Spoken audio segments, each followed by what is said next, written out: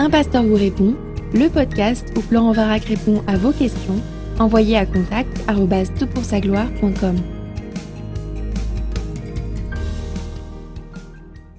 Alors pour ce podcast de Un pasteur vous répond, j'ai pensé que ce serait utile d'avoir avec moi un ami de longue date, Tom Barlow, et j'aimerais qu'on parle de la manière dont le coaching peut accroître notre influence, votre influence si vous êtes dans le ministère. Alors, une autre manière de formuler la question, c'est comment le coaching peut transformer vos relations, influencer votre entourage et quelque part développer votre ministère en lui donnant une nouvelle corde, parce qu'on a besoin de plusieurs cordes à nos arcs, nous qui sommes dans le ministère. Alors, donc, je suis heureux d'accueillir avec moi Tom. Tom, bonjour. Bonjour. Je te laisse te présenter. Bien sûr. Je travaille à l'étranger depuis une trentaine d'années, venant des États-Unis. J'ai plusieurs rôles, comme pas mal d'entre vous, je suis sûr, y compris le directeur de coaching chez Encompass World Partners. Et tout au long de ces 3 décennies, j'ai travaillé à la formation des églises locales et la formation des responsables en France et puis depuis 2002 en Angleterre. Oui, alors c'est assez pénible d'entendre quelqu'un qui vient de l'étranger et qui parle aussi bien le français. Comment ça se fait que tu parles le français comme ça? J'ai habité en France pendant à peu près 12 ans au Creusot et à Chalon-sur-Saône. Ouais, excellent, excellent. Alors, justement, qu'est-ce que le coaching? Et puis aussi, qu'est-ce qui te permet d'en parler? En quoi est-ce que tu es qualifié pour évoquer la question du coaching? Oui, c'est vrai que le coaching est compris de manière tellement variée, c'est sûr, souvent selon son application. Donc, si on parle, par exemple, d'un coach dans le domaine du sport, un entraîneur, on voit une certaine image. Mais si on parle d'un coach dans le milieu des exécutifs, des chefs d'entreprise, là, on a une autre image complètement. Mais en règle générale, le coaching, selon moi, selon beaucoup, est un partenariat qui s'établit entre le client et le coach, qui est caractérisé surtout par une conversation continue et ciblée, où le client, et ça c'est le clé, je pense, le client décide la direction, les objectifs et les pas d'action. Ça, c'est difficile difficile pour les pasteurs parce que nous, on aime bien dire les choses. Et toi, tu dis non, c'est en fait une autre manière de voir. Exactement. On se sert surtout de l'écoute active et des questions pures ou puissantes pour ouvrir la conversation au lieu de passer de l'information. Ouais, c'est intéressant. Je viens d'écouter, j'aime bien le podcast qui s'intitule La conversation scientifique avec Étienne Klein. C'est un collègue et ami à moi qui m'a orienté sur ce podcast. Et c'est assez amusant d'entendre parfois des grands scientifiques dire que après des années de recherche, ça a été une question qui a soudainement débloqué leur recherche parce qu'ils ont vu tout ce qu'ils avaient fait depuis des années qui était juste devant leurs yeux de manière différente. Donc ça, c'est ce que tu évoques, c'est la puissance d'une question. Et oui, on se sert d'une image des fois, quand on parle du coaching, de quelqu'un qui met le bras autour de l'épaule de quelqu'un pour l'accompagner un peu et pour l'aider à se tourner et regarder le même problème, la même situation d'un autre angle, d'une autre perspective. Et c'est exactement cette idée-là qui ouvre des perspectives et des solutions. Alors, pourquoi est-ce que toi, tu peux en parler? Qu'est-ce qui te qualifie? Est-ce que tu as lu un livre sur le coaching, c'est ça? Au moins un, mais c'est surtout pas ça. Je réponds à 2 niveaux différents. Un niveau, c'est mon vécu personnel où quand j'étais dans vraiment un moment bas, pendant des années à Londres, avec l'implantation d'une église où je me trouvais quasiment seul, je me suis dit, pourquoi est-ce qu'il faut que j'ai ce sentiment que je fais ça seul? Et quelque chose en moi a dit, ça ne devrait pas être comme ça. Donc, à ce moment-là, un collègue poursuivait une formation dans le coaching à Budapest et il m'a demandé de l'accompagner. Et c'est à ce moment-là où j'ai commencé à voir l'usage de coaching qui pourrait, pour des implanteurs d'église, les gens dans le ministère, donner cet accompagnement.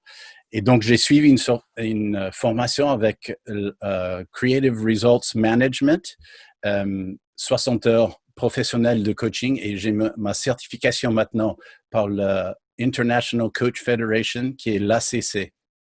Wow. Bon, d'accord. Alors, je crois que tu peux effectivement en parler. De ta perspective, quels sont les avantages du coaching? Oui, le coaching met en avant l'apprentissage et le développement du client. En tant que coach, je ne donne pas mon avis, ni mes conseils, ni mes idées. Et cela crée l'espace pour le client ou l'autre personne pour sa découverte, sa propre découverte.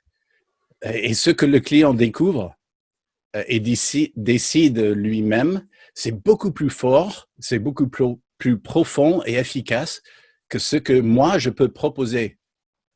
Alors, ok, je peux me représenter ça, mais comment ça se passe concrètement? Alors, j'ai une petite idée parce que je dois quand même être transparent. Tom, tu es mon coach personnel.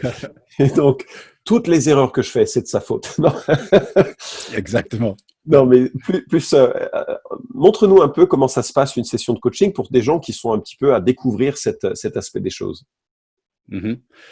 Et c'est peut-être important aussi de faire la différence entre une conversation de coaching propre et l'usage des outils venant du monde du coaching.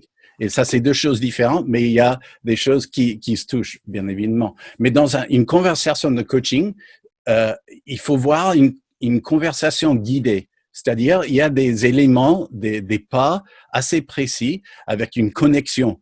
On essaie de prendre des nouvelles l'un de l'autre et tout ça. Et aussi faire la suite des pas d'action donnés dans la conversation précédente. Ensuite, il y a le moment où on décide le but, l'objectif de la conversation actuelle. Et là, il faut du temps pour bien préciser cela. Ensuite, il y a des questions et des perspectives où je pose plein de questions en tant que coach pour aider cette personne effectivement à voir des angles, des autres perspectives.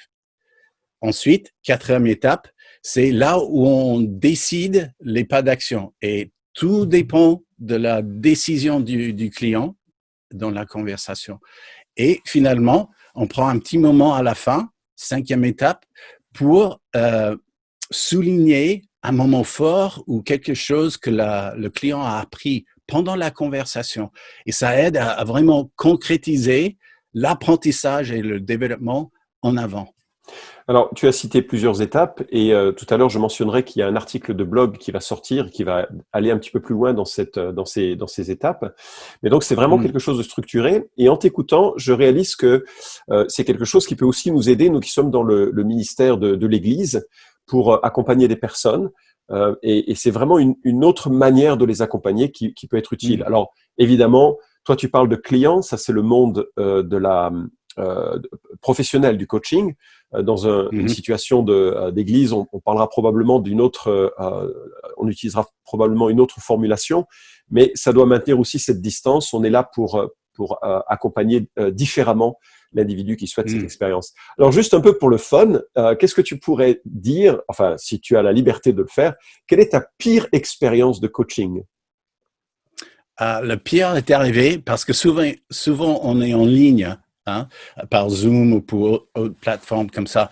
Et le pire, c'est quand on est interrompu juste au moment d'une découverte profonde, un moment clé pour le client, l'autre personne qui fait une découverte et ça coupe ou c'est interrompu. Et c'est horrible, horrible. Mais heureusement, cela n'arrive pas souvent. Bon, j'espère qu'on ne sera pas interrompu dans ce podcast. Ah oui, effectivement. Quelle est ta plus belle expérience de coaching? Ça, c'est facile. C'est ce moment quand l'autre personne trouve une solution que, au début de la conversation, ni l'un ni l'autre, on aurait trouvé cette solution. Et il y a parfois même un bruit,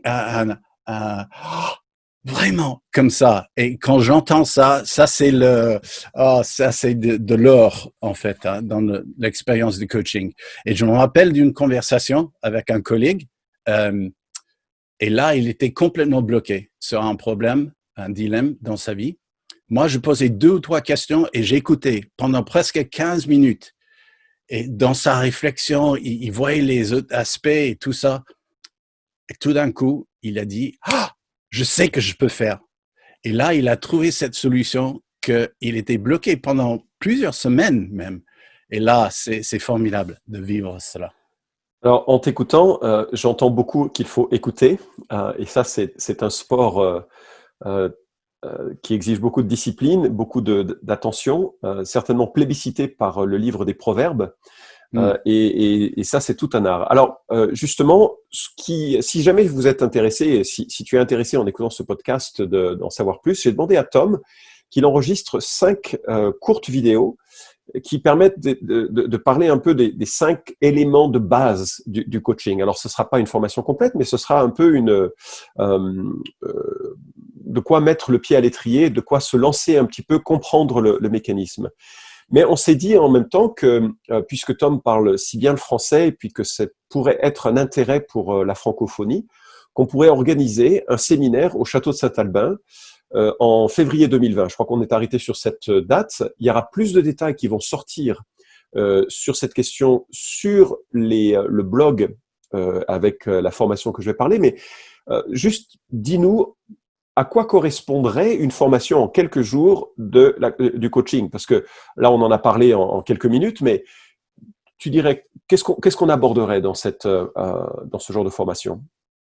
Oui, comme tu as dit, on va toucher les éléments de base venant du monde du coaching, les habilités, les qualités qu'il faut pour coacher quelqu'un, mais ça peut aussi bien s'appliquer dans votre vocation actuelle que dans le monde du coaching, si vous voulez. Hein. Donc, chacun peut profiter de cette formation avec beaucoup de mise en pratique et application directe. C'est pas qu'on va rester 3 jours assis en écoutant quelqu'un, mais on entend quelque chose pendant 10 minutes et après, on met en pratique directement. Et là, vous allez voir à quel point ça peut s'appliquer au discipulat, à la préparation des messages, de la parole, dans la formation des responsables et même au sein de votre famille. Hein, on peut appliquer ces mêmes principes, ces mêmes pratiques. Ok, merci beaucoup Tom d'avoir pris le temps d'être avec moi pour ce podcast.